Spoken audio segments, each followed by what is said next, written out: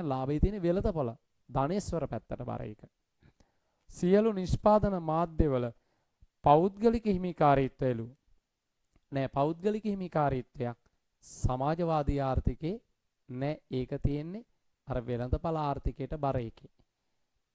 ප්‍රධාන කර්මාන්ත හා සම්පත්වල පොදු අයිතිය. පොදු අයිතිය කියන්නේ රාජ්‍යංශයට අයිති. පොදු කියපුවම එහෙමනේ. එහෙනම් උත්තරේ හරි තුන්වෙනි එක. අංක 4 ආර්ථිකයට රජයේ මැදිහත් වීම අවම නෑ. වැඩි අඩු අවම නෑ. රජය හොඳට මැදිහත් වෙනවා මේ ආර්ථිකයට. ආර්ථික තීරණ සම්බන්ධයෙන් රජයේ කිසිදු කාර්යභාරයක් ඉටු කරන්නේ නැලු. වැරදි. රජයේ කාර්යභාරය ප්‍රබලයි සමාජවාදී ආර්ථිකේ. රජය තමයි ආර්ථිකය හැන්ඩල් කරන්නේ. මේවන්නේ තීරණ ගැනීම නියාමනය. ඒ නිසා උත්තරේ 5 වැරදි. ඔබේ පිළිතුරු අංකය 3. ඔන්න එහෙමනම් පළවෙනි පාඩමෙන් අහලා තිබුණු ප්‍රශ්න 4ට මම ඔබට පිළිතුරු සැපෙව්වා. ඔබට තියෙන ගැටලු ඒස්සේ ඔබට ඕන වෙලාවක ඉදිරිපත් කරන්න පුළුවන්. දෙවැනි ප්‍රශ්න පත්‍රේ මම මෙන්න මෙහෙම කියනවා. ඒකේ එක ව්‍යුහගත රචනායකේ පළවෙනි ප්‍රශ්නේ ආර්ථික සම්පත් සහ නොමිල සම්පත් නිර්වචනය කර එක් එක් කාණ්ඩයට උදාහරණ දෙක බැගින් පැහැදිලි කරන්නලු දක්වන්නලු. පැහැදිලි කරන්න මේ දක්වන්න. ආර්ථික සම්පත් ළමයි. ආර්ථික සම්පතක් නම් කියන්නේ සැපයුම සීමා සහිතයි. මේවා සාපේක්ෂ හිගයි. මේවායි පිරිවැයක් තියෙනවා. ආවස්තික පිරිවැයක් තියෙනවා මේ සම්පත්වල. එතකොට පිළිතුරු අංකේ යටතේ දීලා තියෙන උත්තර පත්‍රේ ඔය මම කියපු කරුණු තොරතුරු ඇතුළත්. සැපීම සීමා සහිතයි. මේවා හිගයි සාපේක්ෂව. මේවා නිෂ්පාදනයට යොදා ගන්නවා. ආර්ථික සම්පත් නිෂ්පාදනයට යොදා ගන්නවා. හරි නේද? එහෙනම් හිගකම සහිත භූමිය, ශ්‍රමය, ප්‍රාග්ධනීය ව්‍යවසායකත්වය. එතකොට ආර්ථික භාණ්ඩ ගැන ලියන්න බෑ. ආර්ථික භාණ්ඩ වෙනයි, ආර්ථික සම්පත් වෙනයි. ආර්ථික සම්පත් කියන්නේ සාපේක්ෂව හිගකමක් තියෙන, පිරිවැයක් තියෙන සම්පත්. ඒවා තමයි හිගකම සහිත භූමිය, ශ්‍රමය, ප්‍රාග්ධනීය වගේ දේවල්. එතකොට ආර්ථික භාණ්ඩ ගැන ලියන්න එපා මේ ප්‍රශ්නේ අහපුවම. ආර්ථික භාණ්ඩ ඒක වෙනම එකක්. ආර්ථික භාණ්ඩය ගැන ලියන්න එපා. එහෙම ලියන ළමයි ඉන්නවා. සම්පත ගැන තමයි අහන්නේ. මේකේ khනිජ තෙල්, ශ්‍රමය දැව ඒවත් හරි. ඉතින් අර ප්‍රබල නිෂ්පාදන සාධක ඔස්සේ ඔබ හිගකම සහිත කියලා ලියන එකත් සාර්ථක පිළිතුරක් වෙනවා. ඊට පස්සේ අහනවා අපෙන් නොමිල සම්පත් නිර්වචනය කරන්නලු. නොමිල සම්පත් අපිට උත්තර පත්‍රයකුත් දෙනවා. නොමිල සම්පත් ඔබට ලියා ගන්න පුළුවන්ද? ශුන්‍ය මිලකදී අපරිමිතයි සැපීම. මේ වගේ ආවස්තික පිරිවැය කැපකිරීම නැහැ. හරි නේද? ආවස්තික පිරිවැය කැපකිරීම නැහැ. වායු ගෝලයේ හිරු එළිය අන්න ඒ වගේ ඒවා තමයි ඔබ නොමිල සම්පත් වලට ලියන්නේ. හරි නේද? හරි. එතකොට ඔබ ඒ ගැන සන්නද්ධ වෙන්න. ඔබට ලකුණු දෙක ලකුණු 4ක් හම්බ වෙනවා. හැබැයි උදාහරණ දෙකක් අනිවාර්යයි. නිර්වචන තොරතුරු අනිවාර්යයි. මේ ඔස්සේ තමයි ඔබේ පිළිතුර පැහැදිලි කරන්නේ. ඒක දෙවැනි ප්‍රශ්නෙට යනවා මම. ශ්‍රමයේ ව්‍යවසායිකත්වයේ අතර වෙනස්කම් පැහැදිලි කරන්න. ඔබට මේක ලකුණු 3ක් දීලා තියෙන මේ සැරේ ප්‍රශ්න පත්‍රේ. එතකොට ශ්‍රමයයි ව්‍යවසායිකත්වයයි ඔබ මේක දෙපැත්තට බෙදලා ලීවත් ප්‍රශ්නයක් නැහැ. එහෙම ප්‍රශ්නයක් නැහැ. ඔබට ලියන්න පුළුවන්. ඔබට කරුණු වශයෙන් පෙළගස්සලා ලියන්න පුළුවන්. වෙනස් වීම වෙන්න. හැබැයි වෙනස් වීමක් දැක්වෙන්න. ඔබට ශ්‍රමයේ නිර්වචනය කරන්න පුළුවන්. ශ්‍රමය කියන්නේ මොකද්ද? නිෂ්පාදන ක්‍රියාවලට යොදා ගන්න කායික මානසික ශක්තිය. කායික මෙන්ටල් මේ ශක්තිය ශ්‍රමය. ව්‍යවසායිකත්වයේ අනිකුත් සාධක සංවිධානය කරනවා, මෙහෙවනවා, තීරණ ගන්නවා. අන්න ව්‍යවසායිකත්වය. හරි නේද? එතකොට ඔබට එතනින් ලකුණක් එනවා. ඔබ කරුණු 3ක්වත් ලියන්න ඕනේ. ශ්‍රමයේ ඉපීම වැටුප්. ශ්‍රමයට කියන්නේ වැටුපනේ. ආල්ලමයි ව්‍යවසායිකත්වයට ලාභ. ලාභ. ඉපීම ලාභ. එතකොට ඔබට ඒක කියන්න පුළුවන්. ඔබ දැන් ඔන්න ලකුණු දෙකක් හිමි කරගෙන තියෙනවා. ශ්‍රමිකයායි පැත්තේ අවදානම් බාරගන්නේ නැත, අවදානම් බාර ගන්නවා. වෙනසක්. මෙයා නව නිෂ්පාදන බිහි කරන්නේ පවතින දේවල් නිපදවන්නේ. නව නිෂ්පාදන බිහි කරනවා. එහෙම ලියන්න පුළුවන්. හරි නේද? ශ්‍රමිකයා යන්නේ සංවිධානය කරන්න නිෂ්පාදන ක්‍රියාවලිය. මේ පැත්තේ ව්‍යවසායිකත්වයේ පැත්තේ සංවිධාන හැකියාවක් තියෙනවා. මෙයාට තියෙන ඕගනයිසේෂන් හැකියාවක්. හරි නේද? හරි. ඊට පස්සේ ඒකේ තුන්වෙනි ප්‍රශ්නේ නිෂ්පාදන හැකියාව මායිම සරල රේඛාවක් විය හැකි කුමන කොන්දේසිය යටතේද? සරල රේඛීය වෙන්නේ ස්ථාවර ආවස්තික පිරිවැය මේකනේ. මේක තමයි සරල රේඛීය මායිම. ඇයි මේ සරල රේඛීය මායිමක් නිර්මාණය වෙන්නේ? ළමයි එකක් මෙයාගේ ආවස්තික පිරිවැය ස්ථාවරයි. එක් භාණ්ඩයක නිෂ්පාදනය සමානව වැඩි කරනකොට අනෙක් භාණ්ඩයක කැපකිරීම ස්ථාවරයි. වෙනස් වෙන්නේ නැහැ. ඒ නිසා සරල රේඛීය මායිම. හරි නේද? තව තමයි මේවට යොදා ගන්න සම්පත් පූර්ණ ආදේශකයි. නිපදවන්න යොදන සම්පත් පූර්ණ ආදේශකයි. අනික සමජාතීයයි. මේවට අපි කියනවා සමජාතීය සම්බන්ධතාවයක් තියෙනවා නිෂ්පාදන සම්පත්වල. ඒ කියන්නේ සරල රේඛීය මායිමක සම්පත්වල සමජාතීය බවක් තියෙනවා. හරිනේද? පූර්ණ ආදේශකයි. අය මේකේ ආවස්තික පිරිවැය ස්ථාවරයි. ළමයි කියනවා මේකේ තාක්ෂණය වෙනස් වෙන්නේ නැහැ කියලා. තාක්ෂණය නොවෙනස්ව තියෙන්න පුළුවන්. ඒවා උපකල්පන යටතේ යන ඒවා බොහෝ දුරට ඒවා. එතකොට ඔබ උත්තරේ පටලලා ලියන්න බෑ. හරි නේද? ආවස්තික පිරිවැය ස්ථාවර වෙන්න හේතු. එතකොට සම්පත් සමජාතීය වීම පූර්ණ ආදේශකයි. ඒ වගේ මේ මාකිස් ස්කීම් එකෙත් ඔබට දීලා තියෙනවා. එතකොට ඔබ ස්ථාවර ආවස්තික පිරිවැය ගැන අහනකොට ඔබ අනිවාර්යෙන් ස්ථාවර ආවස්තික පිරිවැය නිර්වචනය කරන්න ඕනේ.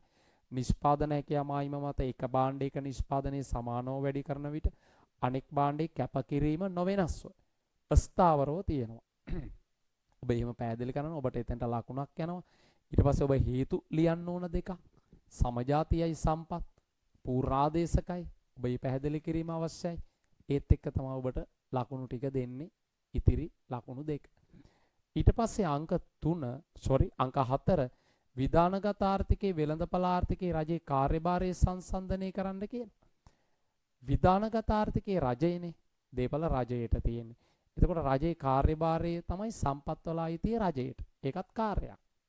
තීරණ ගැනීමේදී රජය තමයි ඒ කාර්යය ඉටු කරන්නේ. එතකොට වෙළඳපළ ආර්ථිකයේ පෞද්ගලිකාංශය. පෞද්ගලිකාංශය තමයි දේපල අයිතිය හිමි කරගන්නේ. කාර්යයන් වෙළඳපළ ඉටු කරන්නේ පෞද්ගලිකාංශය. ඉල්ලුම් සැපීම් බලවේග මත මිල ප්‍රමාණ තීරණය වෙනවා. අරක ඉල්ලුම් සැපීම් බලවේග වලට යන්නේ විධානගත ආර්ථිකේ රජය එතන මැදිහත් වීමක් වෙන්නේ. මේ වෙළඳපළ ආර්ථිකයට රජය මැදිහත් වීමක් වෙන්නේ. නමුත් විධානගත ආර්ථිකයට ඒ තීරණ ගැනීමේදී මිල තීරණය ගැනීමේදී රජය මැදිහත් වෙනවා. ඔන්න ඔය වගේ උත්තරයක් ලියන්න ඕනේ. තව එකට ඔබ පිළිතුරු සපයන්න වෙනවා. ඊට පස්සේ ආර්ථිකයේ ඉලක්ක අරමුණු මොනවද? මේ උත්තර පත්‍රයකුත් තියෙනවා දීලා මේකම අපිට ලියාන යන්න බෑ. මේක ඔබ පැහැදිලි අවබෝධයකින් තමයි ලියාගෙන යන්නේ. ආර්ථිකයේ ඉලක්ක මොනවද? අරමුණු මොනවද? විධානගත ආර්ථිකයක මොනවද අරමුණු? වෙළඳපළ ආර්ථිකයේ මොනවද? ලාභ අපේක්ෂාව ස්වාර්ථ මත කටයුතු කිරීම. හරි නේද? නිෂ්පාදකයා බලනින්තරම ලාභයේ ස්වාර්ථය මත කටයුතු කරනවා නිෂ්පාදන සම්පත් යොමු කිරීමේදී. ඒක තමයි ඒගොල්ලෝගේ ඉලක්කයේ අරමුණ. පාරිභෝගිකයා ඉල්ලන දෙන්න තමයි උත්සාහ කරන්නේ. විධානගත ආර්ථිකයේ නිෂ්පාදන තීරණ ගන්නවා. නමුත් පාරිභෝගිකයාගේ ස්වාධිපත්‍ය කියන තීරණයේදී රජයේ කාර්යභාරය බොහොම අවමයි. ආදායම් විෂමතාවයේ වැඩි වෙළඳපළ ආර්ථිකයේ සම්පත් ධනෙ තියන අය හිමි කරගන්නවා. අන්න රජයේ එතෙන්ට තමයි මේ වෙළඳපළ ආර්ථිකයේ පෞද්ගලිකංශය එතෙන්ට තමයි යන්නේ. විධානගත ආර්ථිකයේ ආදායම් විෂමතාවයක් නැහැ. සම වැටුප් දීපල තියෙන්නේ රාජ්‍යාංශයේ සතුව තියෙන්නේ. එතකොට ශ්‍රමයේ විතරයි තියෙන ශ්‍රමිකයාට. අනිත් ඒවා රාජ්‍යාංශයේ සතු එක සමාන වැටුප් මට්ටම් විෂමතාවයක් නැහැ. ඔන්නෝවා තමයි පිළිතුරු වලට ඔබ ගොනු කරන්නේ. ඔබ පිළිතුරු ඉතින් 4-5ක් ඔබ ගොනු කරලා උත්තර ලියන්න වෙනවා. හරි නේද? රයිට් මාකින් වල තව පිළිතුරු තියෙනවා. ඔබට විශ්ලේෂණාත්මක උත්තරේ ලියන්න පුළුවන්. හැබැයි සැසඳෙන්න ලියන්න ඕන. නැත්නම් පිළිතුර ගන්නකොට ලකුණු අඩු කරනවා. ඒක හරියටම නිශ්චිත කරලා ලියන්න ඕන උත්තරේ මේක. එහෙම ලියන්න ඕන සැසඳෙන්න නැතුව ලකුණු දෙන්න එකක්. ආහාරයෙන් තව එකක් එහෙම බෑ. ඊළඟ ප්‍රශ්නේ අංක 5 අවසාන කොටස හිගකම පිළිබඳ ගැටලුව වෙළඳපළ විධානගත මිශ්‍ර ආර්ථික පද්ධති විසඳන්නේ. මෙතනදී ඒවයි සඵලතාවය අග යන්න කියලා තියෙනවා. එතකොට ළමයි හිගකම පිළිබඳ ප්‍රශ්නේ මෙතන අර හිගකම මූලික ආර්ථික ප්‍රශ්න නිර්මාණය වෙන හිගකම නිසා තමයි මූලික ආර්ථික ප්‍රශ්න නිර්මාණය වෙන්නේ. මිනිස්සුමනා සීමිතයි සම්පත් සීමා සහිතයි. ඒ නිසා මූලික ආර්ථික ප්‍රශ්න නිර්මාණය වුණා. එතකොට මේ ප්‍රශ්න වලට මූණ දෙන්නේ කොහොමද? වෙළඳපළ විධානගත මිශ්‍ර. එතකොට හිගකම ප්‍රශ්නෙට වෙළඳපළ ආර්ථිකයේ කොහොමද මූණ දෙන්නේ? මෙන්න මෙහෙම දීලා තියෙනවා පිළිතුරක්. කළමනාකරණය කරන්නේ මූලික වශයෙන් වෙළඳපළ යන්ත්‍රණය. අපි කියමු මිල යන්ත්‍රණය, වෙළඳපළ යන්ත්‍රණය, මිල යන්ත්‍රණය. ලාභාපේක්ෂාව ඇති කරගෙන තමයි මේ ආර්ථිකයේ සුලභ තීරණ ගන්නෙ. ඊට පස්සේ විධානගත ආර්ථිකයේ තීරණ ගන්නේ සුබ සාධනයේ පැත්ත බලලා. සමාජ සුබ සාධන වෙල්ෆෙයා බලලා. ඒගොල්ලෝ ලාභේ දෙසට යන්නේ නැහැ. හැබැයි ලාභේ බලාපොරොත්තු වුණාට එයාලගේ සුබ සාධන තමයි අරමුණ ඉලක්කය. මිශ්‍ර ආර්ථිකයේ ওই දෙකම තියෙනවා. සුබ සාධන, ලාභ අරමුණ දෙකම තියෙනවා. එතකොට ඔබට ඒක එතන ගොනු කරන්න පුළුවන්. ඊට පස්සේ හිගකම ගැටලුවට මේ ආර්ථිකයන් කොහොමද සම්බන්ධ වෙන්නේ? සාධාරණත්වයේ මත විධානගත ආර්ථිකයට, ලාභයේ මත වෙළඳපළ ආර්ථිකය යනවා. මිශ්‍ර මේ දෙකේම ලාභ අරමුණ සහ සුබ සාධන අරමුණ දෙකම තියෙනවා කියලා. එහෙම ලියන්න, වෙන් කරලා ලියන්න උත්තරේ ලියනකොට මේකේ නම් මේ අලුත් වචනත් එක්ක දීලා තියෙනවා සඵලතාවේ ඒ වගේ එක දේවල්. ඉතින් අසාමාන්‍යයෙන් අවුරුද්දකට සැරයක් මේක යොමු කරනවානේ. අලුත් උත්තර දෙනවා, ඒවට අලුතෙන් කරුණු දෙනවා. එතකොට අපි ඒකට අනුගත වෙන්න වෙනවා. අපිට ඕනෙම එව්වා ලියාගෙනම යන්න බැහැ. එතකොට එහෙම ඒවත් තියෙනවා. අපි ඒ නිසා විශ්ලේෂණ අවබෝධයක් බුද්ධියක් ගන්න වෙනවා. හරි නේද? හරි. ඒ නිසා ඔබ මේකට උත්තරේ ගොනු කරනකොට වෙළඳපළ ආර්ථිකයේ විධානගත ආර්ථිකයේ ලක්ෂණම ලියන්න යන්න එපා. ඒකේ අහන ප්‍රශ්නෙට තමයි අපි අනුගත වෙන්න යන්නේ. මේකේ මේ සැරේ දීලා තියෙන එකේ තමයි හිගකම ප්‍රශ්නෙට වෙන වෙනම දීලා තියෙනවා. නමුත් ඉතින් වෙන වෙනම මේ ඡේද පිටින් ලියන්න ඕනේ නැහැ. ප්‍රධාන කරුණු පොයින්ට් කරලා ලියන්න. ඒක තමයි බලාපොරොත්තු වෙන්නේ. සම්පත් බෙදා හැරීමට කොහොමද මේ ප්‍රශ්නෙට මූලිකව උත්තර දෙන්නේ? ආර්ථික පද්ධති 3 ඒ පිළිබඳව ඔබ විශ්ලේෂණයක් කරන්න. ඊට පස්සේ මම ඊට වැඩි මේ ගැන අය කියන්න යන්නේ නැහැ. ඔබත් මේක බොහෝ දුරට කියවන්න. තව ඔබට තියෙන ගැටලු යොමු කරන්න මට. මම එතකොට මේ අද මේ 2024 පාස් පේපර් එකේ දීපු ප්‍රශ්නේ පළවෙනි පාඩමට අදාළ ප්‍රශ්නෙට පිළිතුරු තමයි ඔබත් එක්ක මේ පැය භාගයකට ආසන්නව සාකච්ඡා කරේ. ඊට වැඩි මේක යොමු කරන්නේ. එහෙනම් ඔබ මේ පිළිතුරුත් එක්ක යන්න මම ඊළඟ දවසේ ආයේ සාකච්ඡා කරනවා 2023 පේපර් එකේ ප්‍රශ්නෙට උත්තරේ.